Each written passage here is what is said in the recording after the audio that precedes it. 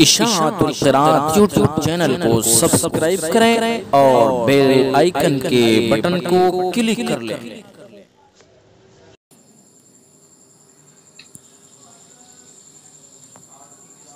آج کی کلاس اصول التجوید حصہ دوم کی ہے۔ اصول التجوید حصہ دوم کی جو جمعے کی کلاس چل رہی ہے اور اس کے آخری اسباق چل رہے ہیں اور الحمدللہ یہ اب تقریباً اختتام کو پہنچنے والی ہے۔ اس میں ادغام کا بیان چل رہا ہے جو تفصیلی بیان ہے۔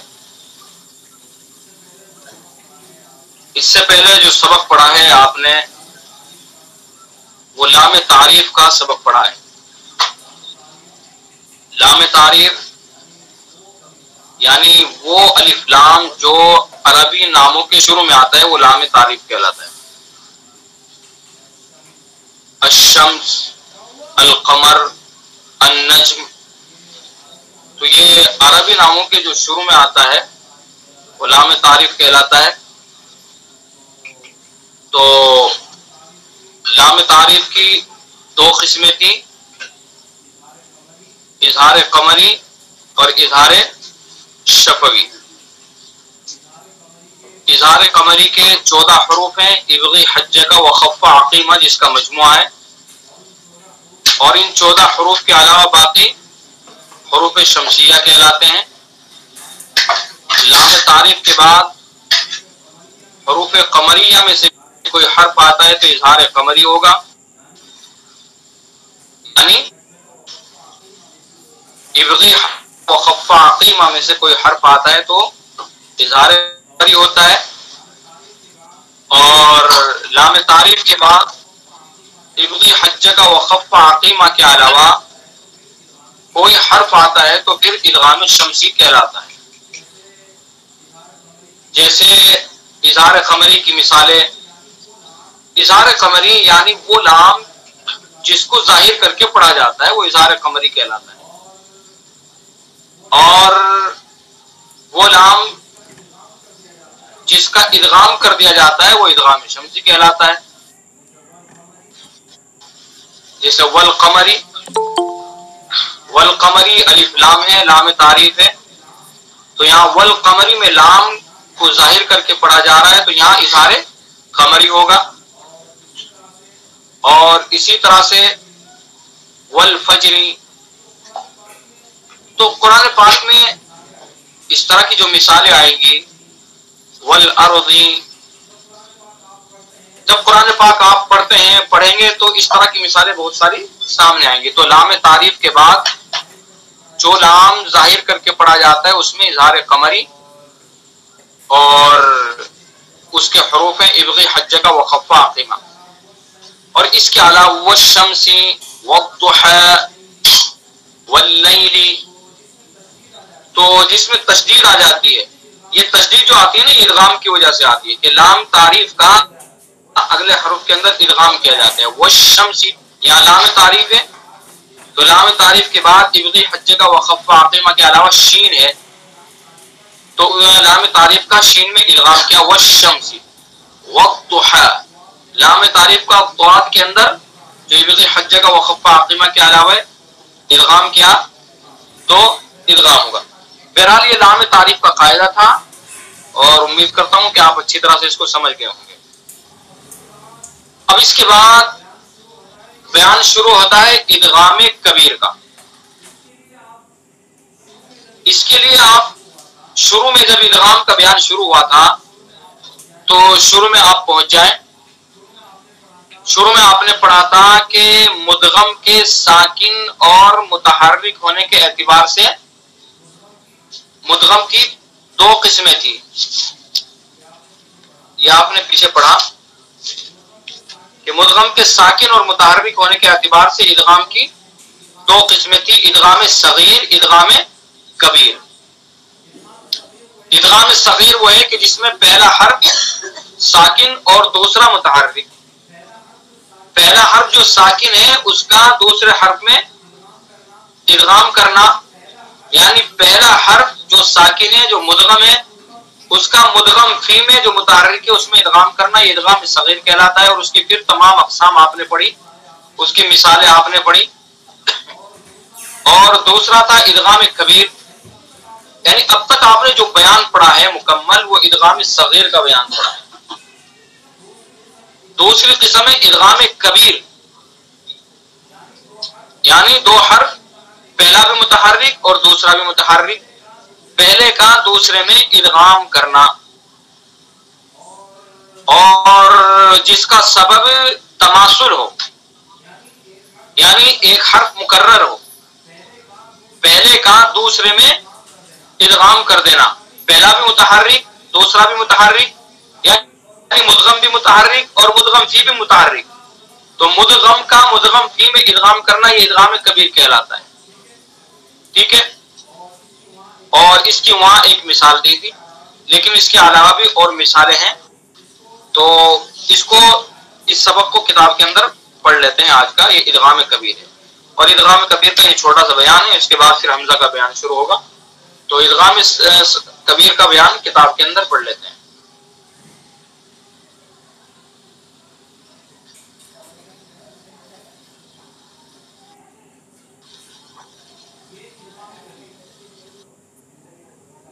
یہ ادغام کبیر امام حفص رحمت اللہ علیہ کی روایت میں ادغام کبیر صرف 5 جگہ ہے۔ ہم چونکہ امام حفص کی روایت میں قرآن پڑھتے ہیں تو اس وجہ سے امام حفص کی روایات کو بیان کیا جا رہا ہے۔ اگر کوئی امام حفص کے علاوہ بھی دوسرے قاری کی قراتیں اگر انہوں نے پڑھ رکھی ہوں، 7 عشرہ پڑھ رکھی ہوں، تو وہاں ان کو معلوم ہے کہ امام حفص کے علاوہ اور بھی قراء کے ہاں ادغام ہوتا ہے، ادغام کبیر۔ اور میں پہلے بھی آپ کو بتا چکا ہوں کہ امام حفص کے علاوہ ایک قاری سوسی، جن کا نام ہے سوسی، ابو شعیب سوسی، جیسے یہاں حفص رحمت اللہ علیہ امام حفص، تو اسی طرح سے ابو شعیب سوسی ایک قاری ہے، ان کے یہاں جہاں بھی حرف مکرر آئے گا، پہلا متحرک دوسرا بھی متحرک، تو وہاں وہ ادغام کبیر کرتے ہیں۔ وَإِذَا قِيلَ لَهُمْ دو نام مکرر آ گئے، پہلا بھی متحرک دوسرا بھی متحرک، تو پہلے کا دوسرے میں ادغام کرتے ہیں، وہ قیل لہم پڑھتے ہیں، اس کو قیل لہم کو قیل لہم مد کے ساتھ، چونکہ جب پہلے کو ساکن کر دیں گے تو اس سے پہلے یا مد ہے تو مد ہو جائے گا، تو مد کرتے ہوئے دوسرے میں ادغام کریں گے قیل لہم۔ اور الرحمن الرحیم مالک یوم الدین، رحیم مالک، رحیم میں میم اور اس کے بعد دوسرا میم، تو ایک حرف مکرر آ گیا، پہلا بھی متحرک دوسرا متحرک، تو پہلے کا دوسرے میں ادغام رحیم مالک، بلکہ ملک پڑھتے ہوں۔ بہرحال یہ تو اور قرآن، لیکن یہاں چونکہ ہم حفص کی روایت میں پڑھتے ہیں تو حفص کی جو روایتیں ہیں، حفص کہاں کہاں ادغام کبیر کرتے ہیں ان کو بیان کیا گیا۔ تو فرماتے ہیں کہ امام حفص کی روایت میں ادغام کبیر صرف 5 جگہ ہے۔ نمبر 1 نعم، 2 جگہ سورہ بقرہ اور نساء کے اندر۔ نعم یہ قرآن پاک کے اندر 2 جگہ آیا ہے، ایک سورہ بقرہ کے اندر اور ایک سورہ نساء کے اندر، ٹھیک ہے۔ نعم یہ اصل میں کیا تھا؟ نعمما، یہ دیکھیں زوم کر کے دیکھیں، یہ اصل میں نعمما تھا، اس کی اصل کیا ہے؟ نعمما۔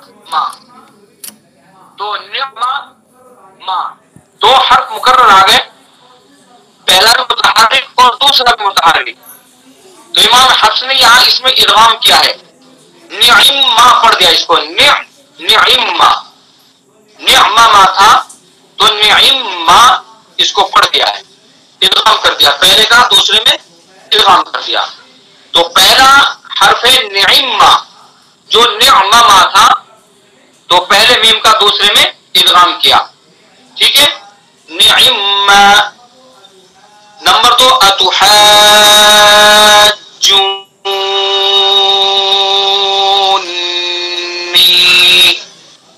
یہ لفظ ہے اتحاجونی، اس کی اصل کیا تھی؟ اس کی اصل ہے اتحاجوننی، دو نون، ننی ہے یہ، دو نون ہے، پہلا بھی متحرک دوسرا بھی متحرک، تو پہلے کا دوسرے میں ادغام کیا، کیا کر دیا؟ اتحاجونی، ٹھیک ہے؟ تو یہ دوسرا لفظ۔ نمبر 3 لا تمنا، اس کی مثال بھی دی گئی تھی، یہ سورہ یوسف کے اندر ہے۔ یہ اصل میں کیا تھا؟ لا تمنونا، دو نون کے ساتھ، تو پہلا نون کا دوسرے نون میں ادغام کیا، اور اس کے اندر جو ادغام ہوتا ہے چونکہ پیش ہے تو ادغام مال اشمام اس کے اندر ہوتا ہے، ادغام مال اشمام پڑھنا اس کو ضروری ہے، چونکہ پیش ہے، پہلے نون کے اوپر پیش ہے، دوسرے نون کے اوپر زبر ہے، تو پہلے نون کا دوسرے میں ادغام کیا، لا تمن، اشمام کے ساتھ پڑھیں گے، اور اشمام، آپ اشمام کو جانتے ہیں کہ اشمام جو پیش کے اندر ہوتا ہے تو پیش کی جو حرکت ہے اس کی طرف اشارہ کرنا ہے، لا تمنا لا تمنا، اس طرح پڑھیں گے اس کو۔ میں آپ کو اس لفظ کے تعلق سے پہلے کافی تفصیلی بحث کر چکا ہوں میں، تو اس کے اندر ادغام مال اشمام کریں گے، اور ادغام مال اشمام کرنا ضروری ہے اس کے اندر۔ اگر ہم نے پڑھا لا تمنا، ادغام تو کر دیا لیکن اشمام نہیں کیا، تو یہ اس کی اصلاح کرنے کی ضرورت ہے، یہ غلط پڑھا جاتا ہے۔ پڑھنا کس طرح؟ لا تمنا لا تمنا، یعنی پیش کی جو حرکت ہے ہونٹوں سے اشارہ کرنا ہے، ہونٹوں کو گول کرنا ہے اس کو پڑھنے کے لیے، لا تمنا لا تمنا، ٹھیک ہے؟ تو بہرحال ادغام کبیر لا تمنا، یہ لا پہلے نون کا دوسرے نون میں ادغام کیا، ادغام کبیر ہو گیا۔ نمبر 4 مکنی، یہ اصل میں کیا تھا؟ مکننی، مکننی، دو نون کے ساتھ تھا، پہلے نون کا دوسرے نون میں ادغام کیا، پہلا نون بھی متحرک دوسرا نون بھی متحرک، مکننی کر دیا اس کو، مکننی تھا تو مکننی، پہلے نون کا دوسرے نون میں ادغام کر دیا۔ نمبر 5 تأمرونی، کہ یہ اصل میں کیا تھا؟ تأمروننی، یہ بھی دو نون تھے، پہلے نون کا دوسرے نون میں ادغام کیا، لا تأمرونی قل افغیر اللہ تأمرونی اعبد، تو یہ ہے ادغام کبیر جو امام حفص رحمۃ اللہ علیہ کی روایت میں ہے۔ تو ہمارے سامنے چونکہ قرآن پاک جو جلد کی شکل میں ہے وہ بروایت حفص ہے، امام حفص کی روایت میں ہمارے سامنے موجود ہے، تو اس لیے ان کی جو اصل ہے اصل کو بیان نہیں کیا اس کے اندر، وہاں تو ان کے اندر ادغام کر کے دکھا دیا، لیکن یہاں سمجھانے کے لیے بتایا گیا ہے کہ ان میں ادغام کس طرح کیا گیا ہے، ان کی اصل کیا تھی، ٹھیک ہے؟ تو یہ ہے ادغام کبیر۔ پہلی جگہ میں پہلے میم کو اور باقی 4 جگہ میں پہلے نون کو ساکن کیا، پھر پہلے میم اور نون کا دوسرے میم اور نون میں ادغام کر دیا، ٹھیک ہے؟ اس طرح سے ادغام کیا۔ فائدہ، ادغام میں تشدید اگرچہ مدغم فی پر لکھی جاتی ہے مگر مشدد مدغم ہوتا ہے نہ کہ مدغم فی، کیونکہ 2 حرف کی دیر مدغم کی ادا میں ہی ہوتی ہے۔ یہ فائدے میں چیز بتا رہے ہیں کہ ادغام میں جو تشدید آتی ہے مدغم فی پر لکھی جاتی ہے، ٹھیک ہے؟ مگر مشدد کس کو کیا جاتا ہے؟ مدغم کو کیا جاتا ہے، چونکہ مدغم فی کو ادا کرنے میں دیر ہوتی ہے، تو اس لیے مدغم جو ہوتا ہے اس کے اوپر تشدید لکھ دی جاتی ہے۔ تو وہ بتایا گیا کہ ادغام میں تشدید اگرچہ مدغم فی پر لکھی جاتی ہے مگر مشدد مدغم ہوتا ہے نہ کہ مدغم فی، کیونکہ 2 حرف کی دیر مدغم کی ادا میں ہی ہوتی ہے، مدغم جس کا ادغام کر رہے ہیں اس کی ادا میں ہی ہوتی ہے، جیسے لا تأمن نعم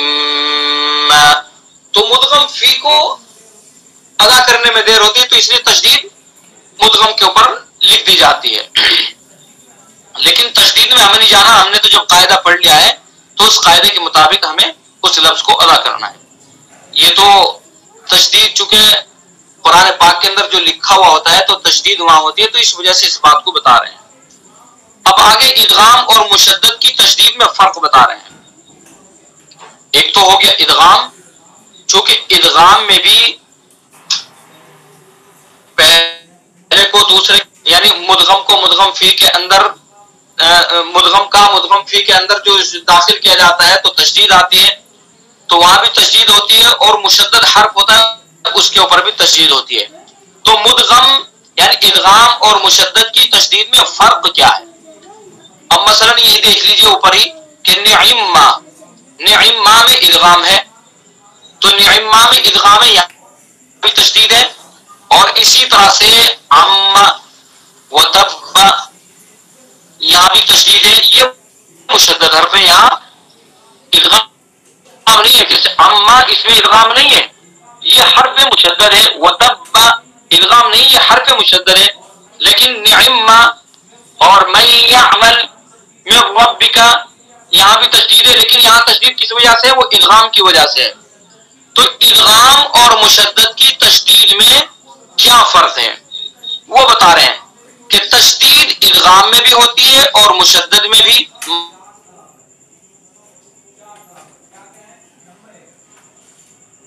مگر دونوں کی تشدید میں فرق 4 طرح پر ہے. 4 طرح پر کیا کیا ہے؟ مشدد میں ایک حرف لکھا جاتا ہے جیسے عما و تبا، اور ادغام میں 2 جیسے من یعمل. من یعمل میں ادغام ہے، کون سا ادغام ہے؟ ادغام ناقص. تو من یعمل میں 2 حرف ہے، عما ایک ہی حرف ہے، اور من یعمل یہ 2 الگ الگ ہو گئے. تو پہلا فرق تو یہ ہوا کہ مشدد میں ایک حرف لکھا جاتا ہے اور ادغام میں 2 حرف لکھے جاتے ہیں. نمبر 2 مشدد صرف مثلین میں ہوتا ہے، اور ادغام مثلین متجانسین متقاربین تینوں میں ہوتا ہے. یہ مشدد صرف مثلین میں ہوتا ہے، اور ادغام مثلین اور ادغام مثلین متجانسین متقاربین تینوں میں ہوتا ہے. بات سمجھ میں آ گئی؟ تو مثلین یعنی حرف مکرر ہو تو وہاں صرف مشدد ہوتا ہے، تشدید آتی ہے. اور ادغام مثلین متجانسین متقاربین تینوں میں ہوتا ہے، چاہے متجانسین ہو چاہے متقاربین ہو. ٹھیک ہے. نمبر 3 مشدد میں صرف دوسرے، یہ ان کو ذہن نشین کر لے بس. اگر کسی وجہ سے یہ سمجھ میں نہ آئے تو پریشان ہونے کی ضرورت نہیں ہے. اصل ہم ادغام کے قاعدے کو سمجھ لیں بس. ادغام صغیر کو سمجھ لیں، ادغام کبیر کو سمجھ لیں. اور زیادہ تر جو بیان ہے آپ نے جو پڑھا وہ ادغام صغیر کا بیان ہے. سب قسمیں جتنے بھی اقسام پڑھی وہ سب ادغام صغیر کی ہے، چاہے ادغام متجانسین ہو، چاہے مثلین ہو، چاہے متقاربین ہو، یا اسی طرح سے ادغام ناقص ہو، ادغام تام ہو. یہ سب کس کی قسمیں ہیں؟ ادغام صغیر کی قسمیں ہیں. بس فرق ہے کہ کوئی محل کے اعتبار سے ہے، کوئی کیفیت کے اعتبار سے ہے.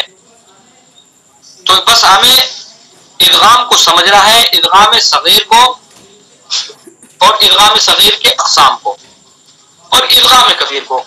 باقی اگر یہ چیز سمجھ میں نہ آئے تو کوئی پریشان ہونے کی ضرورت نہیں ہے، بس ان کو پڑھا جائے، ذہن نشین کر لیا جائے. نمبر 3 مشدد میں صرف 2 حرف پر وقف کر سکتے ہیں، پہلے پر نہیں. اور ادغام میں پہلے حرف پر بھی وقف کر سکتے ہیں، دوسرے پر بھی. ادغام میں دونوں پر کر سکتے ہیں، مشدد میں صرف ایک حرف پر پہلے کر سکتے ہیں. مشدد میں صرف دوسرے حرف پر وقف کر سکتے ہیں، پہلے پر نہیں ہے.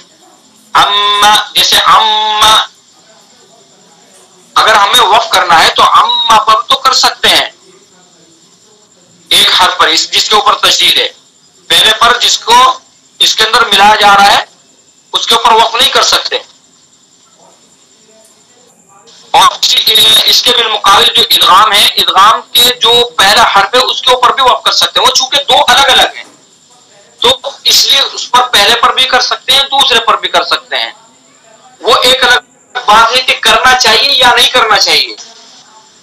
وہ وقف کے بیان میں آپ نے پڑھا ہے کہ اگر کر سکتے ہیں تو کس وجہ سے کر سکتے ہیں، اضطراری حالت میں کر سکتے ہیں، وہ ایک الگ بحث ہے. تو یہاں تو صرف اتنا بتا رہے ہیں، یہ فرق بتا رہے ہیں یہاں پر کہ مشدد میں صرف دوسرے حرف پر وقف کر سکتے ہیں، پہلے پر نہیں. اور ادغام میں پہلے حرف پر بھی وقف کر سکتے ہیں اور دوسرے پر بھی. جس میں یہ عمل ہے مثال کے طور پر، تو اگر کسی طرح سے ہمیں کرنا ہے یہاں پر بھی وقف کر سکتے ہیں اور دوسرے پر بھی یا عمل اس پر بھی کر سکتے ہیں. ٹھیک ہے. نمبر 4، ادائیگی کے اعتبار سے مدغم کی تشدید کچھ کم ہوتی ہے مشدد کی تشدید سے. ٹھیک ہے. تو یہ ہے یہ فرق تشدید ادغام کی اور مشدد کی تشدید میں، یہ فرق بتایا گیا. اس کے اندر جو زیادہ اہمیت کا حامل ہے وہ ادغام کبیر ہے. ادغام کبیر کا قاعدہ آپ کو معلوم ہے کہ ادغام کبیر جس میں مدغم بھی متحرک اور مدغم فی بھی متحرک، اور امام حفص کی روایت میں بس یہ 5 جگہ ہیں، 5 مثالیں ہیں آپ کے سامنے جن میں ادغام کبیر ہوتا ہے. اور ادغام صغیر کا بیان تفصیل سے آپ پڑھ چکے ہیں، تو اس کو یاد کر لیجئے گا. آگے اس کے بعد بیان شروع ہوتا ہے حمزہ کا. حمزہ کا بیان بھی بہت اہمیت کا حامل ہے اور بہت ہی کچھ سیکھنے کو ملے گا حمزہ کے بیان کے اندر بھی. حمزہ قطعی کیا ہوتا ہے، وصلی کیا ہوتا ہے، یہ سب آپ قرآن پاک کی تلاوت کرتے ہیں، پڑھتے تو ہیں، لیکن ہمیں نہیں پتا ہوتا ہے کہ یہ حمزہ ہے، یہ وصلی ہے یا قطعی ہے، کون سا حمزہ ہے. الحمد کا حمزہ قطعی ہے، وصلی ہے. انا اعطینا کا حمزہ قطعی ہے، وصلی ہے، کیا ہے. یہ سب آپ اس کے اندر سمجھیں گے اور تفصیل سے اس بیان کو یہاں پر بیان کیا گیا ہے.